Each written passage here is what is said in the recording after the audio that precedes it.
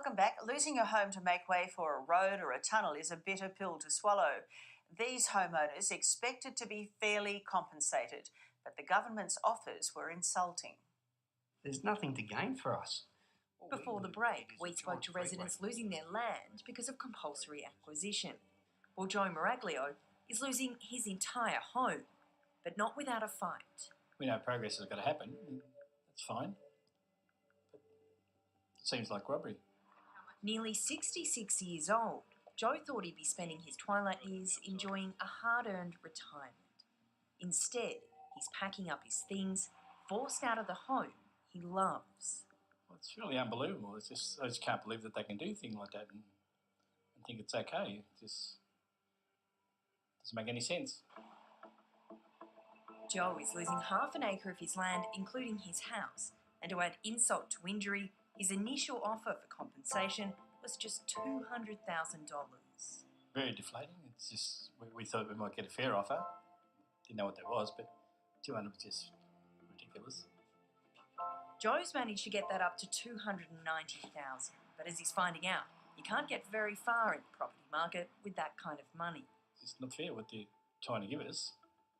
We do not unfortunate it. We just didn't want to have to go get a loan to buy another house.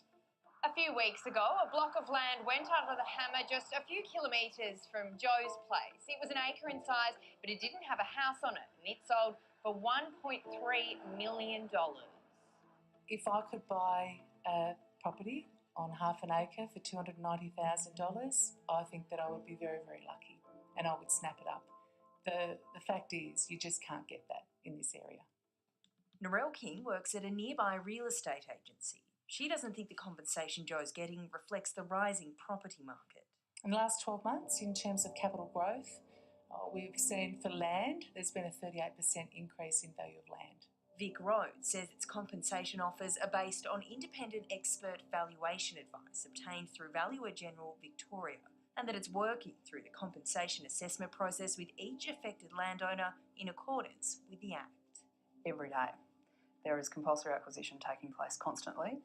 Manisha Blenko specialises in property law at Slater and Gordon. She says in her experience, residents rarely get the better end of the deal. You are in a tussle with government. Government is better resourced and it is more difficult to fight to the end of the day if that's necessary. Pauline Lockie knows all too well what it's like to fight for fair compensation. Toll this whole process takes on you is really awful. This used to be her family home until it was compulsory acquired to make way for Sydney's controversial WestCONnex project. I don't think I'll ever stop being angry about how we were treated. I think that will carry through the rest of my life. Pauline and her husband had to fight tooth and nail for every cent of compensation they received. And they felt bullied and belittled throughout the whole process. It's awful because you're losing the home that you thought you would grow old in, that you would raise your children in. There's no amount of compensation that can really cover that. And the fact that governments don't even want to pay the bare minimum of compensation should make everybody angry.